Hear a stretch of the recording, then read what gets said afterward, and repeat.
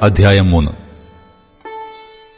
Nebuchadnezzar രാജാവ് പൊന്നുകൊണ്ട് ഒരു ബിംബമുണ്ടാക്കി. അതിന്റെ ഉയരം 60 മുഴവും വണ്ണം 6 മുഴവുമായിരുന്നു. അവൻ അതിനെ ബാബേൽ സംസ്ഥാനത്തു ദൂരാസമഭൂമിയിൽ നിർത്തി. നെബൂഖദ്നേസർ രാജാവ് പ്രധാന ദേശാധിപന്മാരും സ്ഥാനാപതിമാരും ദേശാധിപന്മാരും ന്യായാധിപന്മാരും ഭണ്ഡാര വിചാരകന്മാരും മന്ത്രിമാരും നഗരാധിപന്മാരും സകല സംസ്ഥാന പാലകന്മാരും നെബൂഖദ്നേസർ രാജാവ് നിർത്തിയ ബിംബത്തിന്റെ പ്രതിഷ്ഠയ്ക്ക് വന്നുകൂടുവാൻ ആളയച്ചു. അങ്ങനെ പ്രധാന ദേശാധിപന്മാരും സ്ഥാനാപതിമാരും ദേശാധിപന്മാരും ന്യായാധിപന്മാരും ഭണ്ഡാര വിചാരകന്മാരും മന്ത്രിമാരും നഗരാധിപന്മാരും സകല സംസ്ഥാന പാലകന്മാരും നെബൂഖദ്നേസർ രാജാവ് നിർത്തിയ ബിംബത്തിന്റെ പ്രതിഷ്ഠയ്ക്ക് വന്നുകൂടി. നെബൂഖദ്നേസർ നിർത്തിയ ബിംബത്തിന്റെ മുമ്പാകെ നിന്നു. അപ്പോൾ ഘോഷകൻ ഉച്ചത്തിൽ വിളിച്ചു പറഞ്ഞത്: വംശങ്ങളും ജാതികളും ഭാഷക്കാരുമായുള്ളോരെ, നിങ്ങളോട് കൽപ്പിക്കുന്നതെന്തെന്നാൽ, കാഹളം, കുഴൽ, തമ്പുരു, കിന്നരം, വീണ, നാഗസ്വരം മുതലായ സകലവിധ വാദ്യനാദവും കേൾക്കുമ്പോൾ നിങ്ങൾ വീണ് നെബൂഖദ്നേസർ രാജാവ് നിർത്തിയിരിക്കുന്ന സ്വർണബിംബത്തെ നമസ്കരിക്കണം. ആരെങ്കിലും വീണ് നമസ്കരിക്കാതെ ഇരുന്നാൽ അവനെ ആ നാഴികയിൽ തന്നെ എരിയുന്ന തീച്ചൂളയിൽ ഇട്ടുകളയും. അതുകൊണ്ട് സകല വംശങ്ങളും കാഹളം, കുഴൽ, തമ്പുരു, കിന്നരം, വീണ മുതലായ സകലവിധ വാദ്യനാദവും കേട്ടപ്പോൾ സകല വംശങ്ങളും ജാതികളും ഭാഷക്കാരും വീണു നെബൂഖദ്നേസർ രാജാവ് നിർത്തിയ സ്വർണബിംബത്തെ നമസ്കരിച്ചു. എന്നാൽ ആ സമയത്ത് ചില കൽദയർ അടുത്തുവന്നു യഹൂദന്മാരെ കുറ്റം ചുമത്തി. അവർ നെബൂഖദ്നേസർ രാജാവിനെ ബോധിപ്പിച്ചത്: രാജാവ് ദീർഘായുസ്സായിരിക്കട്ടെ. രാജാവേ, കാഹളം, കുഴൽ, തമ്പുരു, കിന്നരം, വീണ, നാഗസ്വരം മുതലായ സകലവിധ വാദ്യനാദവും കേൾക്കുന്ന ഏവനും വീണു സ്വർണബിംബത്തെ നമസ്കരിക്കണമെന്നും ആരെങ്കിലും വീണ് നമസ്കരിക്കാതെ ഇരുന്നാൽ അവനെ എരിയുന്ന തീച്ചൂളയിൽ ഇട്ടുകളയുമെന്നും ഒരു തീർപ്പ് കൽപ്പിച്ചുവല്ലോ.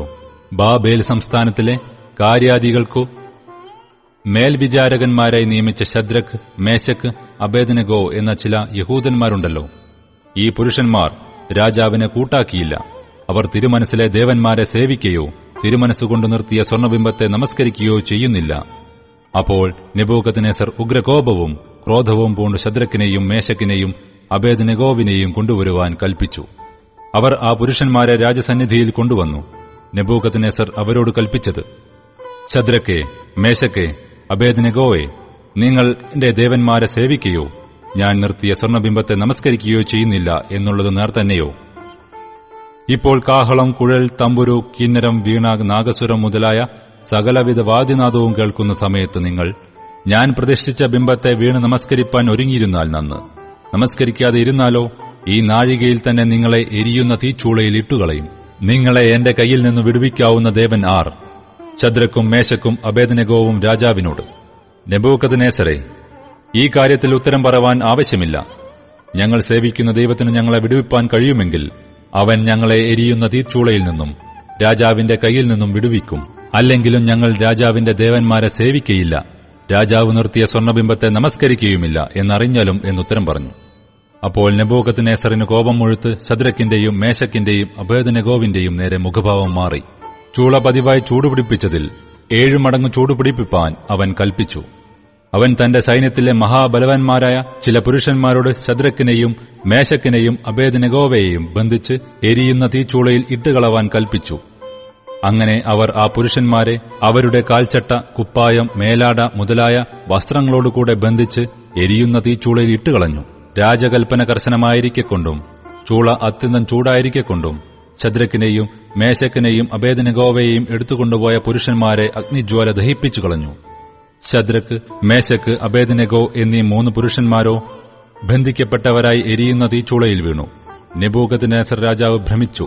വേഗത്തിൽ എഴുന്നേറ്റു മന്ത്രിമാരോട്: നാം 3 പുരുഷന്മാരെ അല്ലയോ ബന്ധിച്ചു തീയിലിട്ടത് എന്ന് ചോദിച്ചതിന് അവർ: സത്യം തന്നെ രാജാവേ എന്ന് രാജാവിനോട് ഉണർത്തിച്ചു. അതിന് അവൻ: 4 പുരുഷന്മാർ കെട്ടഴിഞ്ഞു തീയിൽ നടക്കുന്നത് ഞാൻ കാണുന്നു. അവർക്ക് ഒരു കേടും തട്ടിയിട്ടില്ല. 4-മത്തവന്റെ രൂപം ഒരു ദൈവപുത്രനോട് ഒത്തിരിക്കുന്നു എന്ന് കൽപ്പിച്ചു. നെബൂഖദ്നേസർ എരിയുന്ന തീച്ചൂളയുടെ വാതിൽക്കൽ അടുത്തുചെന്നു.